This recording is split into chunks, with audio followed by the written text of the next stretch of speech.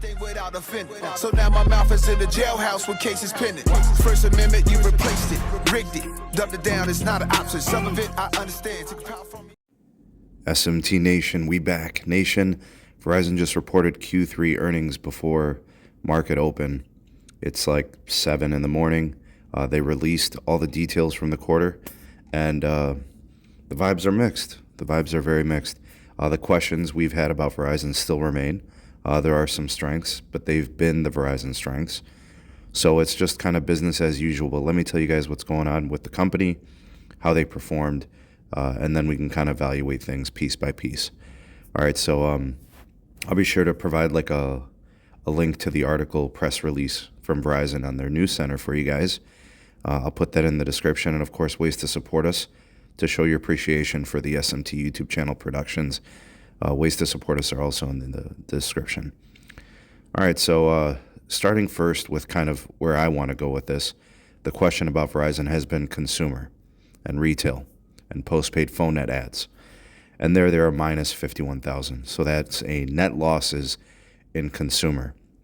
Improvement quarter over quarter when they lost 136,000 last quarter. They lost 263,000 the quarter before. So they're losing less, if that's meaningful. Clearly, that is a problem that they don't have a solution for, or they're just taking too long to figure it out. Where Verizon continues to win is on the business retail postpaid phone net ads with 151,000 additions. So what they're going to do is they're going to say they improved, right? Because they lost less.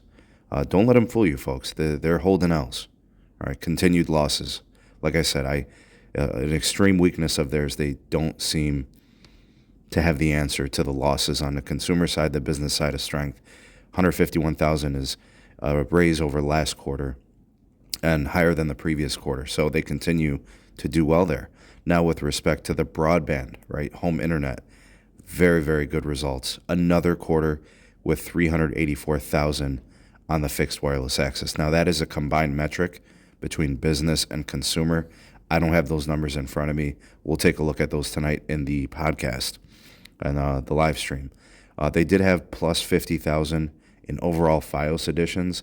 I think actual Fios was plus 70,000, and I think with DSL they lost 20,000.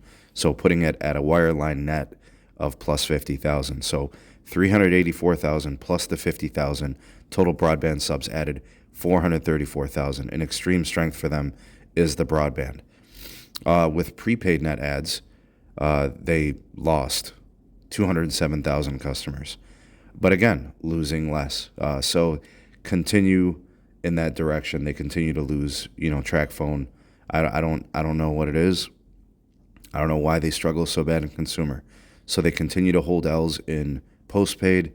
They hold even bigger L's in prepaid. A lot of those customers that they bought through track phone have been churning. Speaking of churn rate, actually, churn rate was up at 0.90, which is bad. That is bad. So they're going to be industry worst there, folks. That's pretty much a foregone conclusion. They will probably be industry worst. AT&T came in under 0.8, I think 0.78 or something like that. T-Mobile is going to come in around the same as AT&T. And with the numbers that I've kind of covered, you're probably looking at another big quarter for cable. Comcast, Charter, with Xfinity and Spectrum Mobile, they're going to have another big quarter. My expectation is that big cable is going to knock it out of the park. 1 million net adds, or something outrageous. Some breakdown of about 300,000 for one, maybe Comcast, 600,000-700,000 for Charter Spectrum. Verizon just doesn't compete in the consumer segment. They can't figure it out, or they don't want to, or whatever the case may be. Now, with respect to the financials, they guided up on free cash flow. I think their service revenues are fine. Some of the stuff is up year over year. Earnings per share, I believe, is down. EBITDA, I think, is up slightly. Total revenues are down by a couple percent. The financials aren't necessarily the problem at Verizon, nor have they ever really been too bad. their free cash flows are guiding up. They're up compared to 3/4 of this year, compared to the first 3/4 of last year. In terms of total debt, it's down a little bit. Unsecured debt is down. Net secured debt also down. So there's some things there that are positive. But unfortunately, between Sampath and the new plans, guys, they said they were going to become net accretive with the new plans. That is just not the case. All right, it's just not effective.